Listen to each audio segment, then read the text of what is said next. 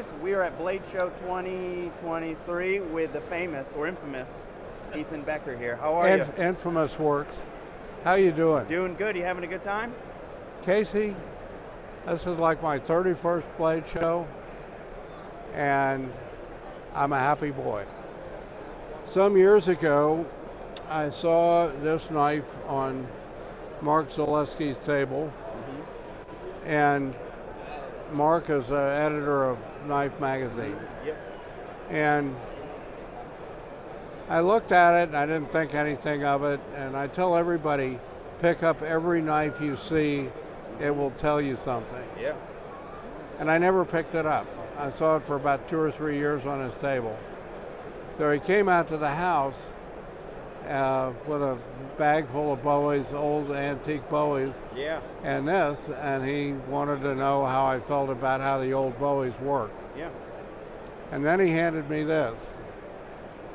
And I made a few cuts with it, and I looked up at him and I said, am I going to have to take out a second mortgage to get this off your hands? As the knife had been in a drawer for about 100 years. Wow. And I picked it up and I started cutting with it, and it wanted to cut, and it was really, really fine, and I got all excited.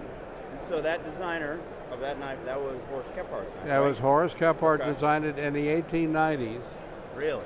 and it was made by a company called Colclusser. And Okay. Colclusser was best known for their axes and pickaxes. They also made the original Nessmuk knife. Wow. And so Kephart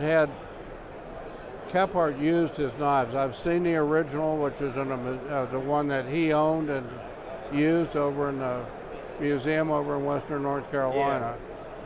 And it is used to death, buddy. Oh, I bet. I mean, he sharpened it on whatever the heck was handy, and it's scarred and rusty, and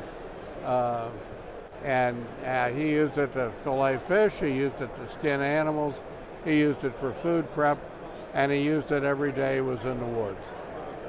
And experience of using what Kephart used. Yeah.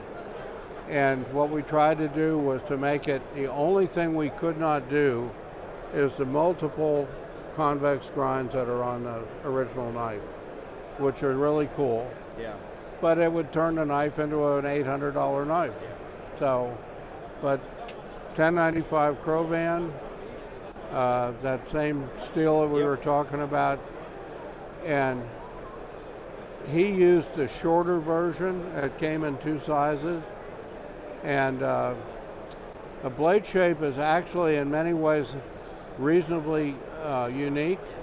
Mark and I tried to find, went back through a bunch of old German catalogs and other catalogs trying to find a similar knife. Yeah. And there's stuff that's close, Yeah.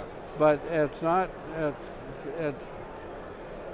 quite Not quite there. the same. So it's a wonderful, it's beautiful, and we did walnut. Okay, that was The my next only- question about the scales there. The only difference is that I used fasteners, rather socketed cap screws, rather than brass cutlery rivets, because this is the strongest attachment I know. Yeah. And also, I didn't want people trying to crowd it up and sell it as an original. Yeah. So, Oh yeah. That's beautiful. What is the price point on that? What does that sell for? $160, I think. Okay. That's beautiful. I love the signature mark on there. Yeah. That's a beautiful knife. So. Yeah, I talked to the kind of the keeper of the family flame, the Kephart family flame, Libby Kephart, to get her to tell her what I was doing and get her approval, and she said if it helps to keep Kep's name going, Yeah. she was fine with it. Well, thank you for bringing back a wonderful piece of history, a very, very foundational person for the world in which we live in today, the bushcraft and outdoor world. Of course, Kepart did a lot. He knew it all. Yeah. I have seen his journals, Yeah. and they're scary. He wrote in 2-point type legibly enough that I can read it. And I've got old eyes and it shows, buddy. And he was, to give you an idea how much he knew, we used to make a machete, 14-inch machete. Yeah. And it was a great blade, but it, anyway, a kid up in British Columbia blew one up. Great big conchoidal fracture. Yeah.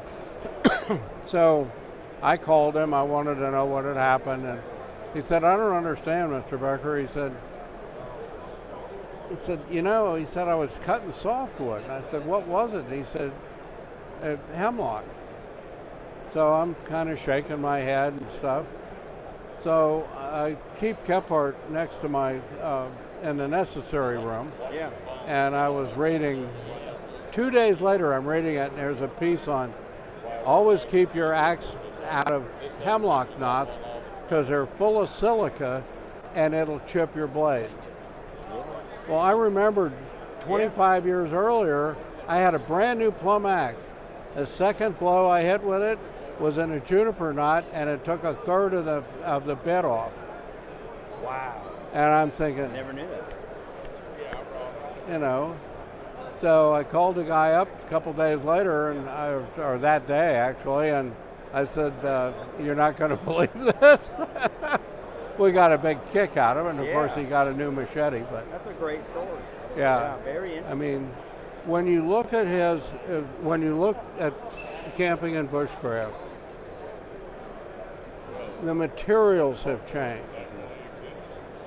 but the concepts are all there. Yep. You know, how to choose a tent, how to choose a campsite, all these things are incredible.